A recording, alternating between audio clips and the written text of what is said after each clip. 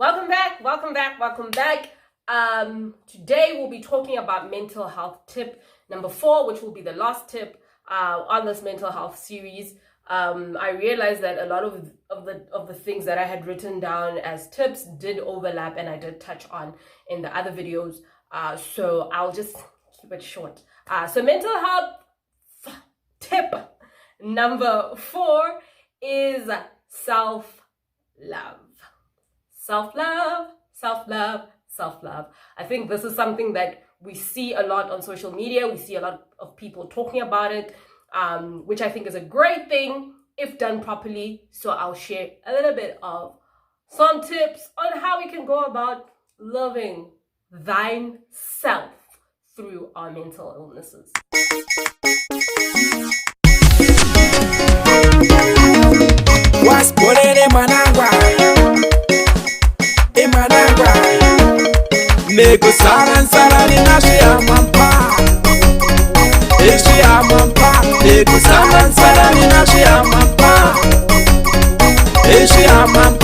Alright, so mental health tip number 4, and being the final tip, is self-love. So self-love really looks different for different people, and I will just be sharing on what I've been doing in terms of, loving more on myself as a form of self-love, and just what is good for my mental health. So one thing that I did was to find a new hobby, right? So there were things that I was already doing, things like, playing the guitar. I'd been teaching myself how to play the guitar.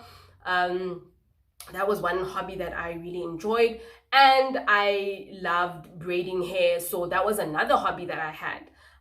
But once I got out of hospital, I decided to take up a few other hobbies just to help me with morale and to help me with self-confidence.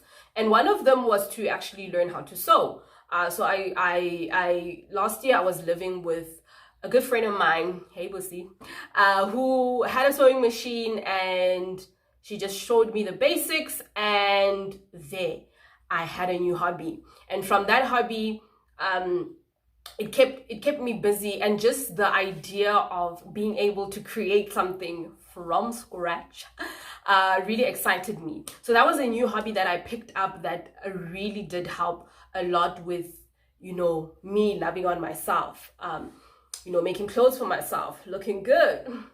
Okay. And then another hobby that I picked up this year was I started gardening. And oh my word, that has just been so therapeutic.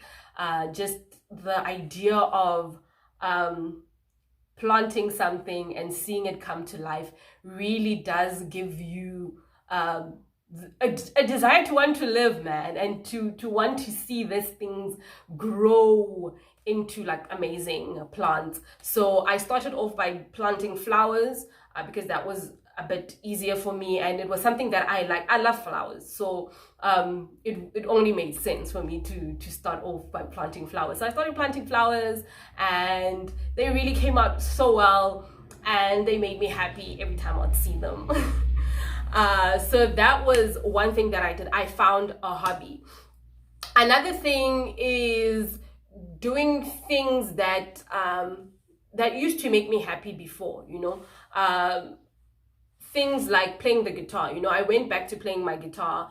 I went back to songwriting. I went back to just doing things that really reminded me of what an awesome person I am. Okay.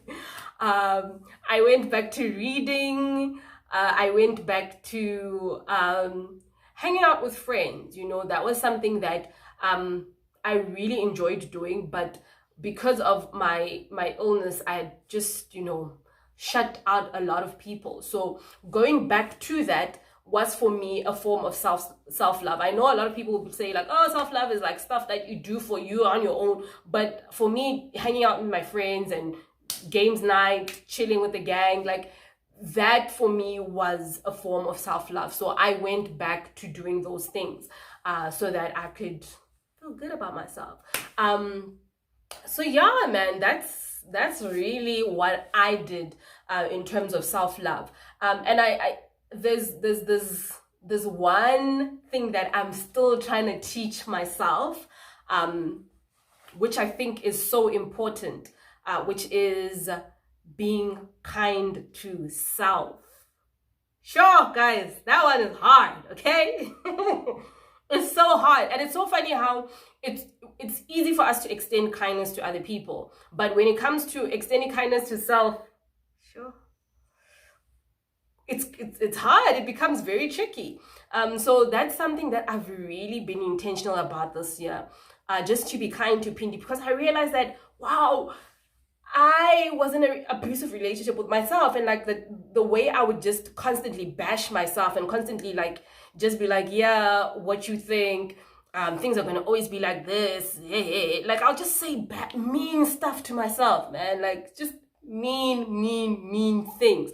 So now when I find myself being like mean, I stop myself and I apologize to myself, and I'm like, sorry, love, like I should not have said that about you, and just begin to speak words of affirmation to myself. So I think that, you know, being kind to yourself is so important. Before, it's like the highest on my list. It's like the highest form of self-love. If I can love on myself, I can at least be kind to myself. Like, wow, just the young, you are doing good. A young, you beautiful, you so cute in those earrings. I know I'm cute. I'm looking cute in this high puff and these earrings. Like, just be kind, man. Just be kind to yourself.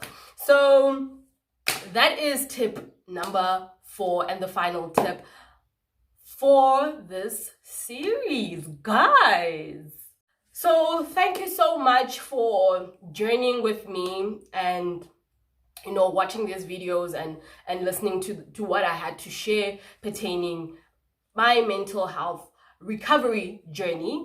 I really hope that these videos will be useful and are going to help someone. Please don't be afraid to ask for help. Don't be afraid to ask for all the support, and, you know, communicate what you need, okay? Communicate how you want to be supported, you know. And don't be afraid. Don't be afraid. I'm trying to think of tip number 3. I actually forgot what tip number 3 was.